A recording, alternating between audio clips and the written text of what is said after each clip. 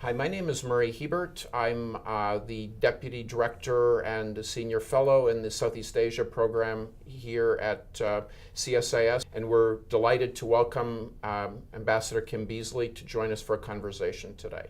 President Obama will visit Australia in mid-November. Can you talk a little bit about what you see as the significance of the visit and what might come out of it? Well, we're not easy to visit. It has to be said at the outset. We're about as far from Washington as you can conceivably be. So whenever an American president turns up, he's greeted with a considerable amount of excitement in Australia, and I've got no doubt in my mind at all that President Obama will be as well. This is the 60th anniversary this year of the AUSMIN arrangement. That featured very prominently in the presentations that the Australian Prime Minister made here in Washington earlier in the year, and I'd expect there'd be a ring to it in President Obama's visit in Australia when he comes in mid-November, and it's an open secret, obviously, that we've been holding discussions with the Americans associated with the American Force Posture Review. I'd imagine he'd have something to say about that, and so would the Australian government. There was also the recent AUSMIN talks. The ministers, defense and foreign ministers from the two countries meet. And there was some discussion about basing more American troops maybe in Western Australia. Can you tell us a little bit about that arrangement and how that will affect joint military cooperation? Well, actually, the most important thing that was discussed at the AUSMIN meeting in military terms was intensifying the collaboration on cyber, which actually had attached to it an implicit threat that the way in which developments were occurring in various efforts to exploit cyberspace was beginning to suggest that there was a potential for a threat to both our countries, which would trigger the relevant article of AUSMIN, which has us in a situation where we discuss countermeasures. So actually, cyber was a very big part of that discussion. There was also a continuing discussion, as I said in answer to the previous question, on the issues of force posture. Australia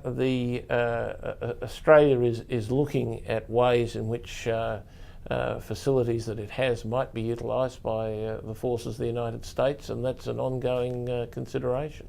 Ambassador, this, as you already said, this is the 60th anniversary of AUSMIN. How do you see that that alliance has evolved since the end of the Cold War, and what do you see some of the key opportunities and challenges that face the alliance? I think the AUSMIN alliance, and no doubt somebody would give me an argument on this, but nevertheless I do think it is the case, that the AUSMIN alliance is the one structure set up during the course of the Cold War as part of the US extended deterrence system, where the engagement between the United States and the other treaty partner has intensified since the end of the Cold War, as opposed to being wandering around looking for a mission and perhaps falling by the wayside, which has been the fate of so many others of the American agreements. I think that is a direct product of the relevance of the area Australia geographically inhabits to the global political system now, as compared to what was the case during the Cold War. So essentially, Australia was in a strategic backwater for most of the Cold War, give or take a period in which the US was engaged in Vietnam, but a backwater. Now it is the southern tier of the focal point of the global political system. So the relationship between Australia and the United States is now more important to the US than it was previously.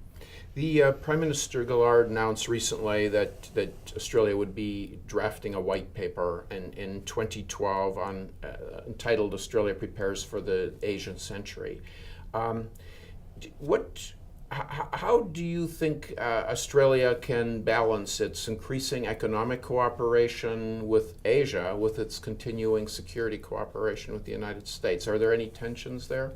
I don't think so. The United States is heavily engaged in the Asian Pacific region, and the way in which Australia sees the United States is very much within that zonal context. So that's nothing new. We've done that for years and years, and it's implicit anyway in the ANZUS Treaty. So I don't actually think it has ramifications in that regard for the Australian relationship with Asia. Australians like to plan things systematically, or at least we like to think we're planning things systematically, so we're constantly defining and revising. Now, we look at the way in which Asia is developing economically, the sort of exponential increase in wealth and prosperity, not simply in China, but in India, Vietnam, Indonesia, the whole region. And we, for once, have the advantage of adjacency. We are on the doorstep, if not indeed part of it, depending on how you choose to define the region. This is a superb opportunity for Australia economically. It does pose a few challenges strategically because there are many areas of disagreement amongst nations in this region. So it requires a bit of careful thought, and that's what's going on with this paper. Great. Ambassador Beazley, thank you very much for talking with us today. Good to be with you.